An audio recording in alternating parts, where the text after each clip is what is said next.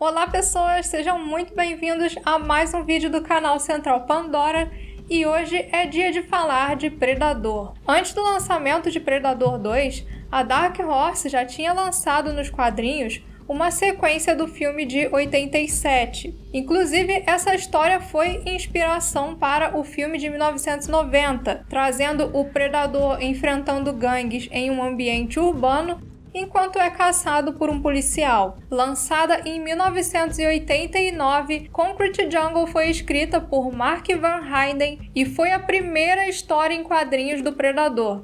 Nela nós vemos o detetive John Sheffer investigando uma série de assassinatos em Nova York que ele acredita ter ligação com o desaparecimento do seu irmão, Dutch Sheffer. E é justamente essa história que vocês vão conhecer hoje aqui no Central Pandora.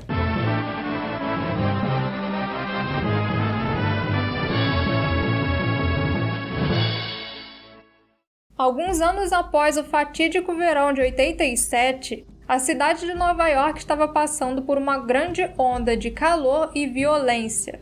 Um encontro entre duas gangues locais para discutir a presença dos colombianos na cidade é alvo de um ataque surpresa. Só que o autor desse ataque definitivamente não era humano. O detetive Sheffer atende um chamado e vai lá com seu parceiro para ajudar a proteger a cena do crime. Só que chegando lá, os seus instintos falam mais alto e ele decide investigar o que está acontecendo, ignorando inclusive as ordens dos seus superiores. E chegando lá dentro, eles encontram um cenário bizarro, com os membros das gangues esfolados e pendurados no teto. Analisando a cena do crime, o Sheffer sente que tem alguma coisa muito estranha ali por trás de toda aquela violência. O que ele não imaginava é que ele tinha se tornado o alvo de um caçador de outro planeta, que viu na capacidade de rastreamento do detetive um grande desafio. Depois, um segundo ataque acontece no metrô e o Sheffer vai, mais uma vez, com seu parceiro até lá. Dessa vez, os alvos eram empresários do ramo de TV, banqueiros, corretores, advogados e afins. Todos homens armados e facilmente capturados e pendurados como troféus. Nesse dia, eles são abordados por um general que conhecia o Dutch, e como uma forma de retribuição pelas vezes que o major salvou a pele dele, ele decide explicar para o John o que estava acontecendo. E para algumas pessoas, talvez esse general seja um pouco familiar, porque sim, ele é o General Phillips que aparece lá no início do Predador de 87. Ele conta que os responsáveis por aqueles assassinatos eram seres que gostavam de calor e ficam aqui por 3 semanas caçando por esporte. Só que era para não mexer com eles, era para deixar os ataques só pararem, porque senão a coisa ia ficar bem feia. Só que, claro, o Sheffer começou a acreditar que encontrar aquele assassino seria, então, o segredo para descobrir o que aconteceu com o seu irmão. Então ele volta lá na cena do primeiro crime. Só que o que ele encontra é uma coisa, assim, totalmente inesperada. O Predador entra em uma luta corporal contra o Sheffer e ele ainda consegue arrancar a máscara do alienígena. Só que, claro, o Predador é muito mais forte e joga ele do 5º andar do prédio. Por sorte, o Sheffer consegue ir segurando nos varais que ele encontra pelo caminho e sobrevive, apesar de ficar bem machucado. E ele não conta para o parceiro dele, o detetive Rash, que o que estava lá naquele prédio era um alienígena. Ele lança uma mentira meio descarada, ele fala que escorregou de lá de cima enquanto estava investigando. E o Rash não acredita muito nessa história dele não. E ainda tem um detalhe, que ele entrega a máscara do suposto assassino pro parceiro dele antes de ir pro hospital. Porque se ele deixasse lá, a polícia ia coletar essa máscara como evidência. E antes mesmo de se recuperar completamente, o Sheffer foge do hospital e começa a investigar mais sobre aquilo que ele viu e a possível ligação daquelas coisas com o desaparecimento do Dutch. Na delegacia, em uma discussão bastante acalorada com o capitão da polícia, ele descobre que aquele general era membro de um tipo de exército freelancer e que seria impossível localizar ele. Então, como ele não ia conseguir informação nenhuma com a polícia, ele decide partir por conta própria para a América do Sul, local onde ocorreu a última missão de Dutch. Na Colômbia, ele contrata um guia e adentra a selva, passando inclusive pelo acampamento de guerrilha que o Dutch e os seus companheiros atacaram lá no primeiro filme, que agora estava abandonado. E depois eles finalmente chegam no lugar que, segundo os nativos, o sol apareceu à meia-noite, a área da grande explosão causada pelo predador. E logo durante a sua primeira noite na selva, o detetive já encontra o caçador, ou melhor, é encontrado por ele. O Sheffer vai bastante armado, só que o alienígena também tinha o seu arsenal bem poderoso. E é nesse combate que ele percebe por que aquela criatura conseguia se mover por Nova York passando despercebida. Porque ela podia se tornar invisível. Só que ele também constata uma outra coisa muito importante. Se ele sangrava, podia morrer. Só que a criatura era forte pra caramba, então o Sheffer tenta fugir para poder voltar com mais homens armados e acabar de vez com aquele caçador. Só que o predador não deixaria o detetive fugir tão facilmente. Então não tem jeito, ele tem que comprar a briga. Nesse combate, ele consegue cegar o predador usando sal e derruba ele sobre um galho que fere o alienígena mortalmente.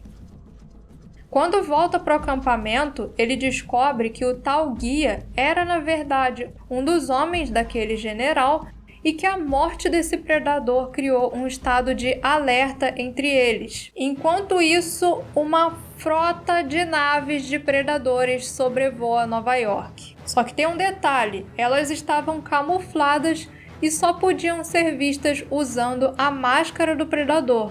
E esse é um aspecto bem interessante que é explorado nessa história algumas vezes, que usando a máscara do predador, eles conseguem visualizar tanto as naves quanto os predadores que estão invisíveis.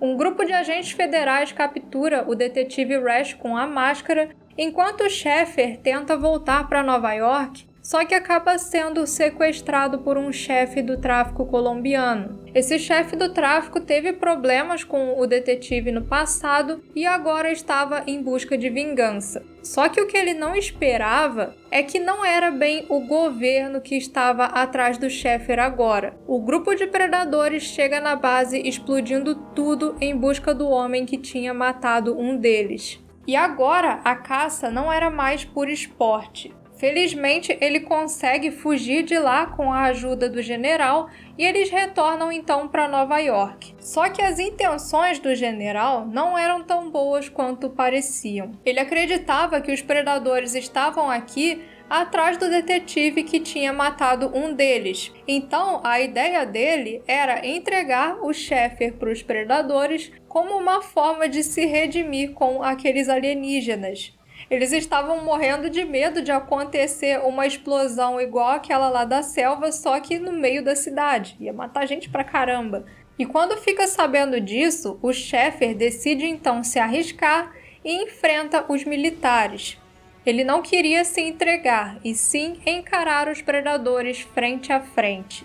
Nesse combate, ele seria ajudado pelo Rash, que conseguiu fugir lá dos agentes, foi na delegacia e pegou o máximo de armas que conseguiu. Só que eles precisariam de poder de fogo extra, e não dava para contar com os militares e nem com a polícia. Então o Sheffer vai atrás de Carr, um dos líderes de gangue da cidade. Inicialmente ele fica pensando que aquele papo lá é lorota do policial.